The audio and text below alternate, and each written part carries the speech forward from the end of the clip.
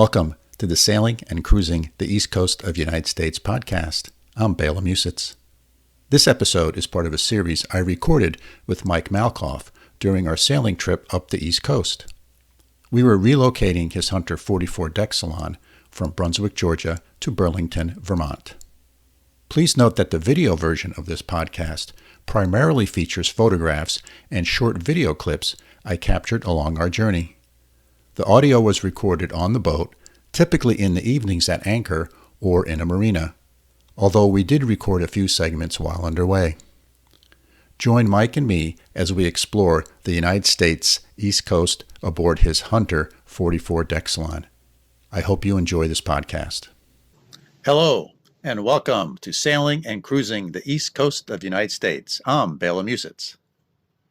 And I'm Mike Maloff, not to be confused with Mike Wasserman.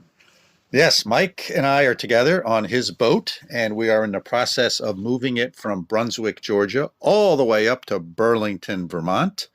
The first phase is from Brunswick, Georgia to Norfolk, Virginia. And right now we are sitting at Homer Smith's in Beaufort, North Carolina. Beaufort, North Carolina. Right.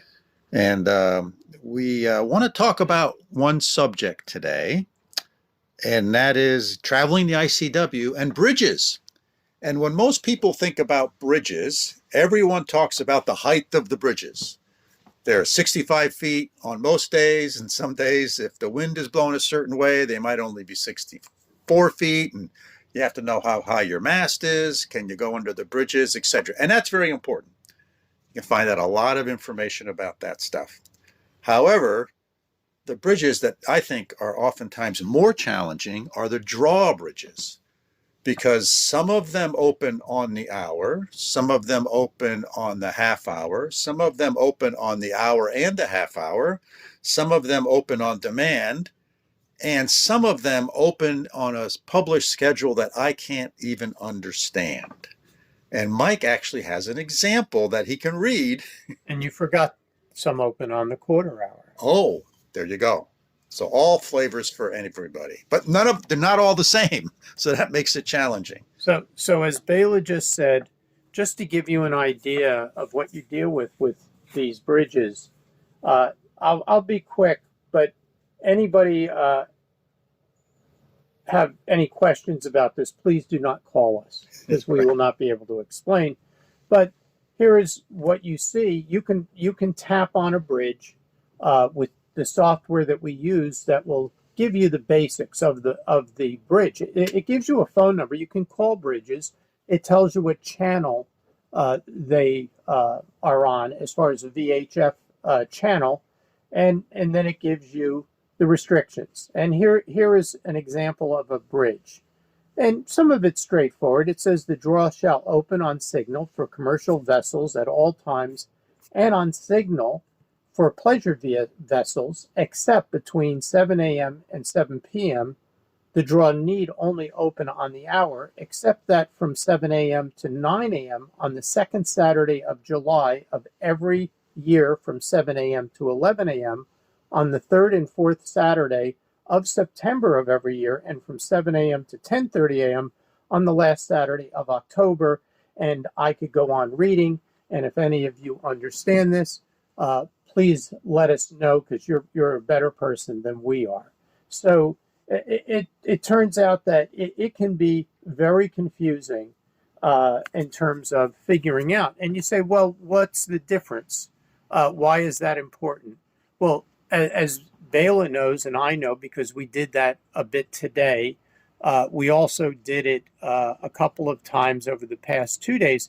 There's nothing more nerve-wracking than to have, and in my case, I have a fairly large boat, 44 feet, but there's nothing more nerve-wracking to sit in the middle of a channel waiting for a bridge to open in front of two marinas, a tiki bar, two restaurants, and jet skis and small pleasure crafts zooming around you while you're fighting current and wind sitting in one place. Does that pretty much describe this situation? That described one of the situations today. And So we had another interesting event today.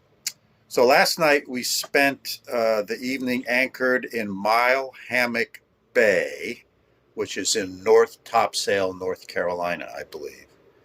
And very nice anchorage. We were there with half a dozen other boats, and it was breezy, but it was fine. We had a very nice anchorage. So Mike and I are sitting in downstairs after dinner. It's dark, and we're talking about the next day.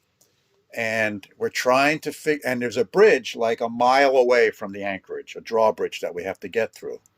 And when you're planning the trip on the ICW, it's like any other passage planning. You're trying to get to a certain place by some window of time.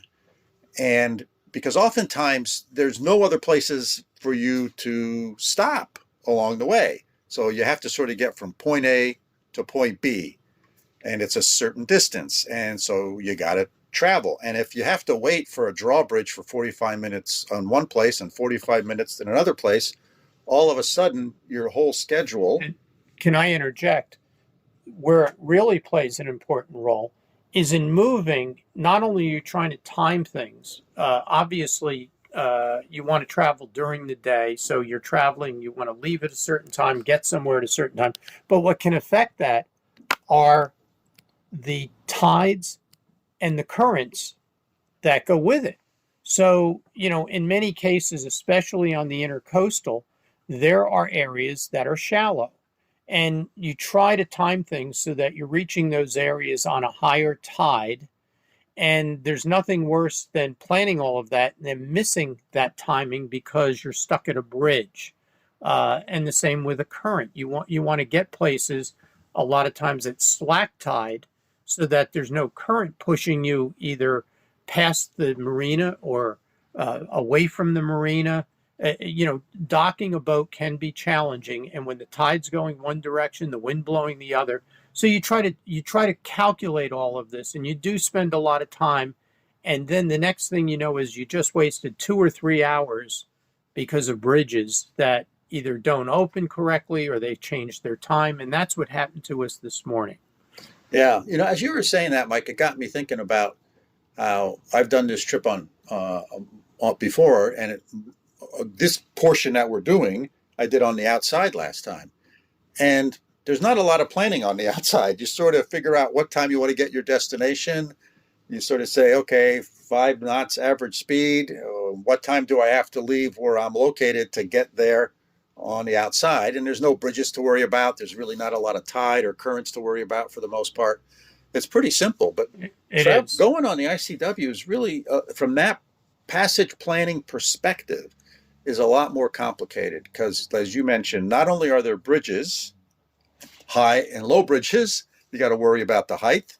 There's the drawbridges, so you have to worry about when they're opening and closing. And then you have the tidal currents. And today, for example, in one section, we hit 8.9 knots over ground, speed over ground, because the current was ripping through there, and we were riding the current in the right direction. But if we would have been going the other way, we would have been doing like 2.5 knots. Right.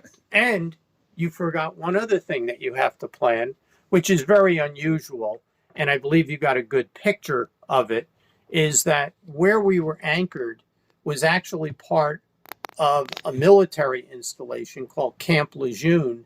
And as we're going up the ICW, we do get to a section where you have to be careful because they have alerts where they close the ICW because they are firing live rounds. So that also can interrupt your travel. That would be really the unusual situation. But as Bela knows, when we were going by there were big signs that say, "Do not enter due to unexploded ordnance." So you see a little bit of everything on the ICW. Yeah, so back to last night. So last night, Mike and I are in the salon. We're starting to plan the day for today. And about a mile from our anchorage is the Onslow drawbridge. And we're reading active captain and the other information we have and trying to find out when the bridge opens. and it's very confusing. So I think it said between 7 and 5, it opens on the hour. And between 5 p.m. and 7 a.m., it opens on demand. But then we saw some other information that said, well, there's construction going on and the schedule may be variable. So we're like scratching our heads going, And Mike came up with the idea, hey, Bela, it was like 8 o'clock at night, call the bridge and ask them. Because on most of these bridges, they have a phone number. So I called the bridge and I said, hi, we're going to be coming through tomorrow morning. I wonder if you can tell me what your opening schedule is. And very nice person there said, if you get here before, so it turns out there's the Onslow Bridge, and they're building a new one right next to it. And so there's construction going on, and while they're building the new one, sometimes they have to close the waterway because they're doing whatever they're doing when they build a bridge. So she says to me, if you get here by 7 a.m., I'm sure you can get through. After that, the only time I know will definitely be open is at noon. And we'll be open from noon to 1 to get all the boats through. And then again, after 5, we can open. Which means they're closed, potentially closed between 7:10, if you will, if you don't get there by 7, and noon, and then close between 1 and 5. Which is a long wait if you miss that's a real long wait. Opening. But she, not to interrupt, she did add that, and I believe it was a female that answered the phone, that if you get here before 7, I can open it on demand. Right. In other words, from 5 p.m. to 7 a.m. in the morning, it opens on demand. Because they're not working on the bridge. Right, because they're not working on the bridge. So we decided, okay, we're going to get up at 5 o'clock, get the boat ready, and haul anchor. It's pitch black out. And, even though you have GPS, it's always a bit dicey. You're in strange waters. But I was up at the bow of the boat with a flashlight, and Mike was at the back. No moon. No moon. And cloudy. It was dark. Yeah, it was dark. Pitch black. And luckily, we could see the day markers. A couple of them had some lights that we could see. And let me, I'm sorry, I didn't mean to interrupt again. One other thing I recommend you having that I bought that turned out to be very valuable today is you can buy these small, high-powered flashlights that reach easily 100, 200 yards. And Bela, you can agree or disagree, but it was valuable that we were able to shine that and flash it off of the day markers to help us line up to get through. Because particularly when you're going really slow or when you're first starting out, it's very disorienting, and your chart plotter GPS kind of tends to bounce around a little because it sort of doesn't really know what direction. Yeah, it doesn't know what direction you're really going in yet. But anyway, we motored along at about, I don't know, 2, maybe 3 knots. We were going pretty slow for a while. And we got out of the anchorage, got onto the ICW, started heading towards the bridge. And after about 10 minutes of that, we looked behind us and there was a parade behind us. All the other boats in the anchorage, somehow they knew all that information about the bridge opening at 7 o'clock, or making sure you get there before 7, I should say. And so we had a nice parade of boats. I think there was a total of 7 of us. And we got to the bridge at about 20 of, and we thought, well, let's see, maybe they'll open on demand. So Mike called the bridge and the gentleman said, nope, we open at 7. All right. So we waited till 7. And so there was a pretty good current there. And we had 7 boats kind of stacked up and we're idling and trying to stay out of each other's ways. And the bridge opened promptly at 7. We zipped through, and that was the only drawbridge today, I think, right? No. Oh, there was another one today? You know what, Bela? I'm going to be honest. I'm confused at this point because of 2 bridges, 5 bridges. Because, and keep in mind, we're just talking about the drawbridges. We also went under 4 other bridges today. We went under a bunch of bridges, but I think that was the only drawbridge. Yeah. So, and you say, well, the other bridges are fixed bridges. So what's the problem? you still have to navigate, depending on the height of your mast, you still have to navigate the fixed bridges. All fixed bridges, as they're labeled, are supposed to have a minimum clearance of 65 feet at high tide. So it gives you sort of some relevance as to what to expect. But how do you know how high the tide is? And in most, I shouldn't say most, in all instances, they're supposed to have markers on the side of the bridge that show you the height of the bridge based on the tide. Well, interestingly enough, half the bridges don't have the markers, so you really don't know what the height is. And you say, well, you know it's at least 65. Well, not always, because sometimes, based on wind, storms, whatever, that tide can actually be 6 inches, a foot and a half over high tide. So you also get into this game of trying to figure out, and when your mast, in some cases, is 64 and a half feet high, it becomes a real game as to whether you can get under these bridges or have to wait for low tide. Have we covered bridges? I think we've covered bridges and probably confused our listeners because it is a confusing topic. And, you want to go through the shallow spots on the ICW at high tide. You want to go under the bridges at low tide. Yeah. And you want to arrive at the drawbridges at the right time, which could be anywhere from on the hour, on the half hour, or on the quarter hour. So it's a real challenge. So at the end of all of this, you have to be patient. You have to take things in stride, because when you're on a boat, the unexpected is expected. So one other quick thing I want to say, we're staying at Homer Smith's, which is in Beaufort. No, I said it again. Beaufort. Well, I don't know why I always want to say Beaufort. Because there's Beaufort, South Carolina. Yes, this is Beaufort, North Carolina. And it's a very nice marina. I've never been here before. I'm really impressed. Great dock hands came down to catch lines. And beautiful showers here, a very nice lounge that has books in it, and a library, TV, nice easy walk downtown to dinner, which is what we did this evening. And there's probably a good dozen or so restaurants downtown. So really nice little town. I highly recommend it. And so that's been a real highlight of this visit. And chances are we may spend a few days here, because there's supposed to be a pretty good sized blow coming through for the next 2 or 2.5 days. So we'll give you an update as we learn more about that, but we might end up sitting here in Beaufort for a couple of days and enjoying the scenery. And what do you do when you're sitting for a couple of days? I go for a run and eat some ice cream. You do, and I do boat projects. It's your boat.